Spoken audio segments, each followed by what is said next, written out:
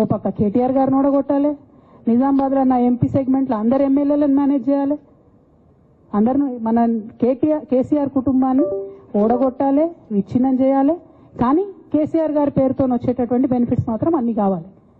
మరి ఇటువంటి వారిని నా రిక్వెస్ట్ కేసీఆర్ గారితో, కేటీఆర్ గారితో, వారిని మీ పక్కన పెట్టుకొని నిజం మాట్లాడే నన్ను బయటకు పంపితే మరి పార్టీ బాగుంటుందా? దయచేసి ఆలోచన చేసుకోండి. నేనేమంటున్నా రామన్న మిమ్మల్ని అంటే,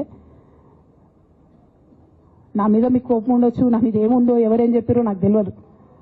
నేను మాత్రం నా ప్రాణం పోయినా కేసీఆర్ గారికి హాని జరగాలని కానీ కేటీఆర్ గారికి హాని జరగాలని కానీ కోరుకోను. అది నా నైజం కాదు. ఆడపిల్లలకు అట్లుండదు. ఆడపిల్లలు ఇల్లు బాగుండాలనుకుంటారు. నా మనసుకి ఎంత గాయమైతే, నాకెన్ని అవమానాలు అయితే, నాకెంత ఇన్సల్ట్ అయితే, నా మీద ఎన్ని కుట్రలు జరిగితే నేను ఇట్లా మాట్లాడుతున్నది నా బాధ, ఇది నా ఆవేదన. నాన్న చూస్తలేరేంది వీళ్ళని అన్నది ఆవేదన, చూసుకుంటా క్షమిస్తారేంది ఇంకెన్నిసార్లు క్షమిస్తారన్నది నా బాధ. అంతే తప్ప నాకేం కోపం ఉంటుంది? ఎందుకు కోపం ఉంటుంది? నాకెంత ఎన్ని జన్మల పుణ్యం ఉంటే కేసీఆర్ లాంటి తండ్రి దొరుకుతాడు? కోట్లలో ఒకరికి ఉండేటటువంటి తండ్రి నాకు దొరికిండు. ఆయన లేకపోతే నేనెవరు ప్రపంచానికి తెలుస్తుందా? నాకెందుకు అవసరం ఉంటుంది? నాకేం కోపం ఉంటుంది కేసీఆర్ గారి మీద? నాకు టీఆర్ఎస్ పార్టీ మీద ఎందుకు కోపం ఉంటుంది? నాకు 27 సంవత్సరాలు ఉన్నప్పుడు నేను నా కొడుకుని చిన్న పిల్లగాన్ని పసిగుడ్డుని ఎత్తుకొని ఇక్కడికి వస్తే ఆ రోజు నుంచి ఈ రోజు వరకు నేను రోడ్డు మీదనే ఉన్నా, ఉద్యమాలే చేస్తున్నా, పోరాటాలే చేస్తున్నా, తెలంగాణ ప్రజల కోసం పనిచేస్తున్నా. 2014 నుంచి అధికారంలో ఉన్నప్పుడు కూడా నా ఇంటి దర్వాజాలు ఎప్పుడు తెలిసే ఉన్నాయి. ఇక్కడున్న మీడియా మిత్రులందరికీ తెలుసు. అధికారంలో ఉన్నా లేకున్నా నేను ఇట్లనే ఉన్నా. అధికారంలో ఉన్నప్పుడు నన్ను ఏమి సాగనీయకుండా నన్ను ప్రతిపక్ష ఎమ్మెల్యేని చూసినట్టు, ప్రతిపక్ష ఎంపీని చూసినట్టు చూసినా నేను ఇట్లనే ఉన్నా, ఓపెన్ మైండ్తోనే ఉన్నా. నేను కోరేది ఒకటే, కేసీఆర్ గారి ఆరోగ్యాన్ని కాపాడండి రామన్న, పార్టీని కాపాడండి, పార్టీలో ఉన్న కార్యకర్తల్ని కాపాడండి, అందరు బాగుండేలాగా ప్రజా సమస్యలు తీసుకోండి. నాకు అంతకుమించి కావాల్సింది ఏం లేదు.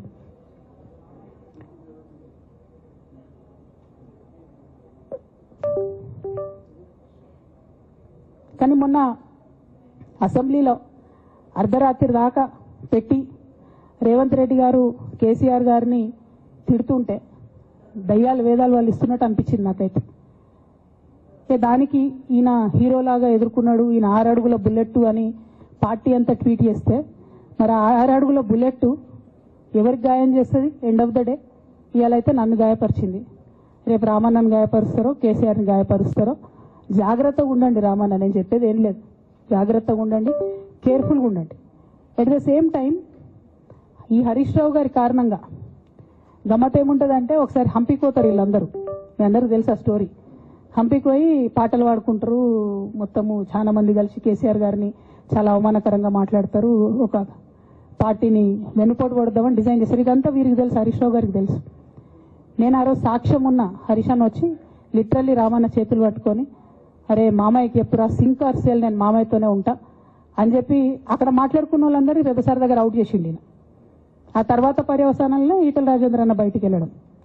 ఈ మహానుభావుడు వల్ల జగ్గారెడ్డి దగ్గర నుంచి మొదలు పెడితే, చెరుకు శ్రీనివాసరెడ్డి ముత్యంరెడ్డి అన్న కొడుకు దగ్గర నుంచి మొదలు పెడితే, రఘునందన్ రావు గారు, మైనంపల్లి గారు, విజయశాంతి గారు, విజయరామారావు గారు, ఆయన పాత పెద్ద ఆయన ఉండే ఈటల రాజేందర్ గారు, వీళ్ళందరూ పార్టీలోకి వెళ్ళి పోయింది కదా, పోలేదా? ఇవన్నీ హరీషన్న చేసినాయి కాదా?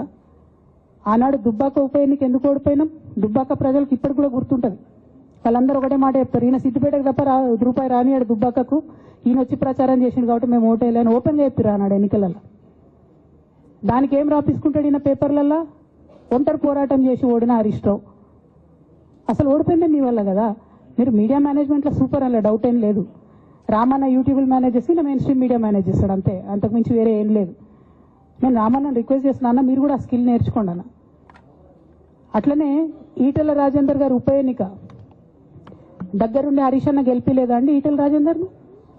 ఆనాడు పీసీసీ అధ్యక్షుడిగా ఉండి రేవంత్ రెడ్డి గారు ఏమంటారు, కాంగ్రెస్ పార్టీ ఓడిపోతుంది ఇడా అని చెప్పి ఆయన ముందే డిక్లేర్ చేసిండు, ముందే చేతులు ఎత్తేసిండు.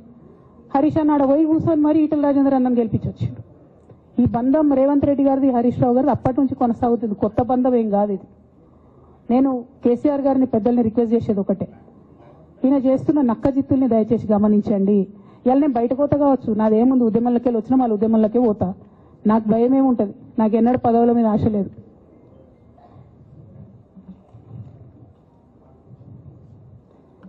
పార్టీ నుంచి వచ్చిన ఎమ్మెల్సీకి స్పీకర్ ఫార్మాట్ లో చైర్మన్ గారికి నేను పంపుతా ఉన్నాను రాజీనామా పత్రాన్ని.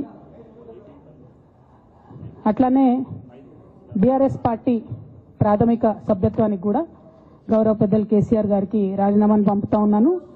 దీన్ని మన రావుల చంద్రశేఖర్ రెడ్డి గారికి తెలంగాణ భవన్ కి వారికి నేను పంపుతా ఉన్నాను. ఎందుకు ఇవి ఇప్పుడే చూపించినా అంటే పదవుల మీద నాకు ఎప్పుడు ఆశ లేదు. మేము ఉద్యమంలోకి వచ్చింది ఎందుకంటే మా నాన్న ఒక్కరు ఇంత ఒంటరి పోరాటం చేస్తున్నారు, ఎంత వీలైతే అంత ఆయనకు మద్దతు ఇవ్వాలని వచ్చినాం. ఆనాడు మేము ఉద్యమంలోకి వచ్చినప్పుడు పార్టీ అధికారంలోకి వచ్చే ఆస్కారమే లేకుండే. తెలంగాణ వస్తుందో రాదే అనే అనుమానాలు అంతటా ఉండే. మేము ఉద్యమంలో కొట్లాటలో లాఠీ దెబ్బలు తినడం కోసం, జైల్లోకి పోవడం కోసం ఆనాడు వచ్చినాం ఉద్యమంలోకి. అధికారంలోకి వస్తామనుకొని రాలే.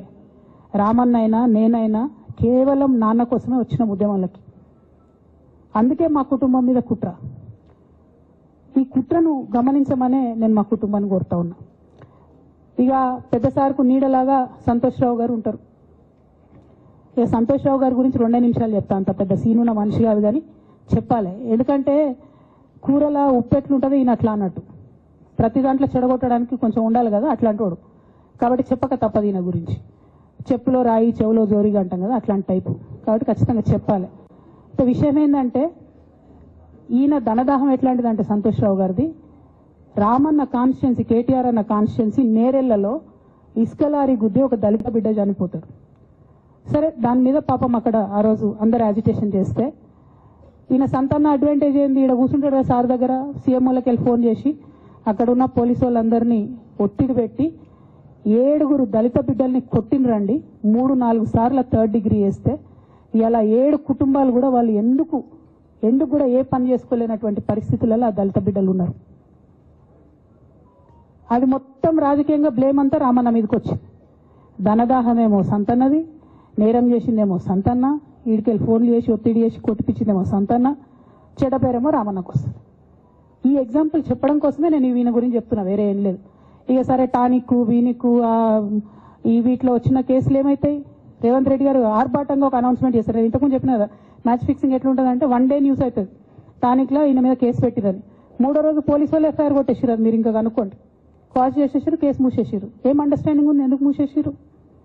At the same time Harithaharam, తెలంగాణకు హరితహారం అని పెద్దలు కేసీఆర్ గారు పెద్ద కళతోని 230 కోట్లు అక్కడ గోబీ డెజర్ట్ల వాళ్ళు చెట్లు పెట్టి చైనాను కాపాడుకున్నారు. మనం అదే స్థాయిలో తెలంగాణను బాగు చేసుకోవాలని పెద్దసారి హరితహారం అని పెడితే ఈయన దాంతో నకిలీ ప్రోగ్రామ్ గ్రీన్ ఇండియా ఛాలెంజ్ అని పెడతాడు.